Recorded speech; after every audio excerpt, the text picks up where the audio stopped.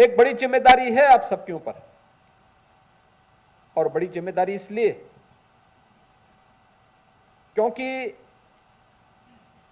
सरकार ने इस बड़ी जिम्मेदारी के साथ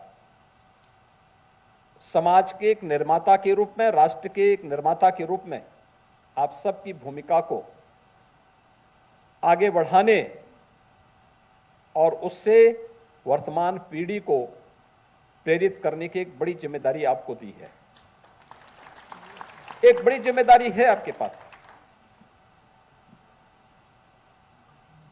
अगर हम समय के अनुरूप नहीं चलेंगे तो फिर समय हम सबको पीछे धकेल देगा, हम पिछड़ जाएंगे। प्रगति और विकास की दौड़ में हमारा कोई स्थान नहीं होगा, और विकास और प्रगति के इस दौड़ में हम पीछे न रह जाएं, हम अग्रिम पंक्ति में खड़े होकर के समाज को दिशा देते हुए रहें।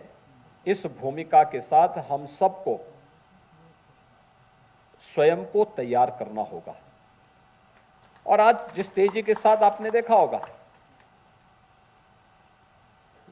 यही एक दूरदर्शिता होती है। चैलेंज दिखाई नहीं दे रहा, लेकिन हमने चैलेंज को स्वीकारा। जब प्रधानमंत्री मोदी जी ने 2014 में प्रधानमंत्री के पद का दायित्व संभाला, उस समय उन्होंने स्कीम कुछ जारी की, जैसे जनधन अकाउंट जारी किया।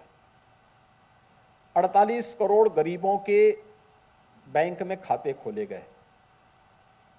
तो जिन लोगों में दूरदर्शिता नहीं थी वे कहते थे सब खाली अमाउंट क्यों, खाली अकाउंट क्यों खोले जा रहे हैं, क्योंकि उनकी समझ में नहीं था कि इसका उपयोग कैसे किया जाना है। वे कहते थे कि ये सब गरीबों का अपमान हो रहा है। और उस समय विपक्ष के लोगों ने तमाम प्रश्न खड़े किए थे। उत्तर प्रदेश में भी लगभग 8.5 करोड़ गरीबों के बैंक में अकाउंट खोले गए। पहली बार इनके अकाउंट खुले थे, लेकिन जब 2020 में कोरोना महामारी आई थी, और कोरोना महामारी में अगर इन 48 करोड़ परिवारों के बैंक में अकाउंट नहीं होते, अनुमान करिए अपने घर की किसी भी आवश्यकता के लिए, सरकार की किसी भी योजना का लाभ देने के लिए इनको बैंकों के पास जाना होता, या राजस्व विभाग के कर्मचारी और अधिकारी को हर व्यक्ति के घर में पहुंचना होता। क्या स्थिति होती। हम कोरोना से निपटते कि उनके घर में चेक लेके दौड़ते, और फिर वह व्यक्ति बैंक में जमा करने के लिए आता, क्या स्थिति होती। लेकिन जनधन अकाउंट ने डीबीटी के माध्यम से एक क्लिक किया, एक साथ करोड़ों लोगों के खाते में पैसा चला गया।